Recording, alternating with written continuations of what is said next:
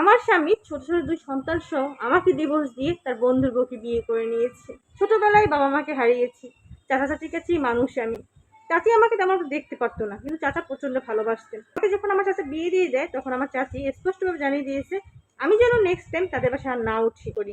আমি যখন inter first ইয়ারে পড়ি তখন থেকে ওর সাথে আমার রিলেশন। আমি যখন অনার্স সেকেন্ড ইয়ারে পড়ি তখন কিন্তু আমাদের বিয়েটা হয়। আমার শ্বশুরবাড়ির সবাই অনেক ভালো ছিল। শ্বশুরবাড়ির সবাই বলতে আমার এক ননদ আর আমার শাশুড়ি ছিলেন। আমার বিয়ের 2 বছরের মাথায় আমার বড় ছেলের জন্ম হয়। তো বড় ছেলে জন্মের পর থেকেই আমি একটু অন্যরকম হয়ে যাই। আমার বিভিন্ন চেঞ্জ আসা শুরু করে। আমার স্বামী আমার এই চেঞ্জটা মোটেও পছন্দ করেনি।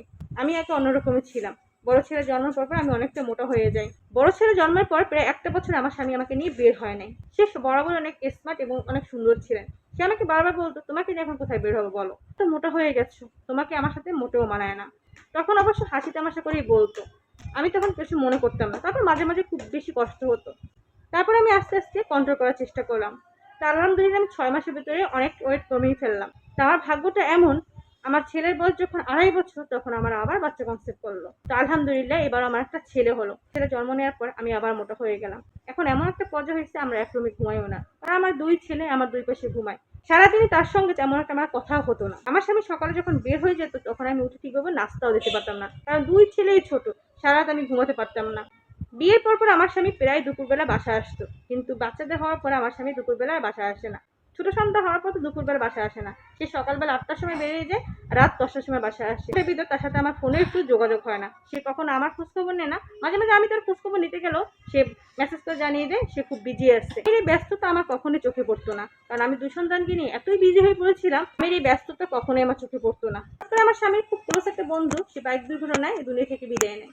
তার স্ত্রী খুব সুন্দরী।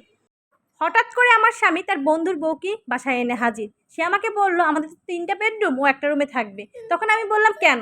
সে বলল তার বাবার বাড়ি শ্বশুরবাড়ি কেউই তাকে আর মেনে নেবে না, কারণ তারা পালিয়ে গিয়ে বিয়ে করেছিল। আমি বললাম আচ্ছা ঠিক আছে থাকুক, আমরা দুজন একসাথে ভালোই থাকবো। খানিক পর হঠাৎ করে একদিন রাতে আমার স্বামী আর তার বন্ধুর যে বউ, এই দুজনের ভিতরে এমন কথাবার্তা হলো তা থেকে আমি বুঝতে পারলাম তাদের দুজনের ভিতরে সম্পর্ক আছে, খুব ভালো ধরনের সম্পর্ক। আমি সরাসরি গিয়ে জিজ্ঞেস করলাম কি ব্যাপার, কি হয়েছে?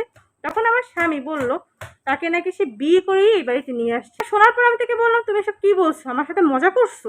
তুমি এমন কথা কেন বলছো? সে বলল না, সে আমার সাথে মজা করছে না।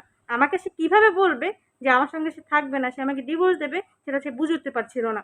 এজন্য এতদিন চাপাই রাখছে। তো এইসব কিছু করার পর আমি তাকে বললাম আচ্ছা তুমি বিয়ে করেছো, তুমি ওনার সাথেই থাকবে, কিন্তু আমি আর তোমার 2 ছেলে তোমার এখানেই থাকবো। আমাকে বলল আমি যেন 2-1 দিনের ভিতরেই আমার সন্তানদের নিয়ে বাসা থেকে বেরিয়ে চলে যাই, সে আমাকে ডিভোর্স দিবে। আমার সন্তানদের নিয়ে আমার থাকতে নাকি কোনো সমস্যাই হবে না, সে আমাকে পর্যাপ্ত পরিমাণে টাকাও দিবে। তার পরের দিন আমি আমার 2 সন্তানকে নিয়ে আমি আমার চাচা চাচির বাসায় গেলাম। সেখানে গিয়েও মাত্র আমার 2 দিন ঠাই হলো। তারপর আমি আমার একটা বান্ধবীর বাসায় গেলাম। তবে আমার স্বামী আমার অ্যাকাউন্টে মোটা একটা অঙ্কের টাকা দিয়ে দিয়েছে, যেটা দিয়ে আমি 2 সন্তানকে নিয়ে খুব ভালোভাবেই থাকতে পারবো। একবার চেয়েছিলাম টাকাটা নিব না, তারপর চিন্তা করলাম না, ও টাকাটা আমার সন্তানের হক। আলহামদুলিল্লাহ আমার ছোট সন্তানের বয়সও প্রায় 2 বছর হয়ে গেছে। আমি নিজে একটা চাকরি করছি। সবাই আমার সন্তানদের জন্য দোয়া করবেন। এই কাহিনীটা আমার একটা ছোট বোনের কাছ থেকে নেয়া। আপনাদের ভালো লাগে থাকে অবশ্যই পাশে থাকবেন। আসসালামু আলাইকুম, আল্লাহ হাফেজ।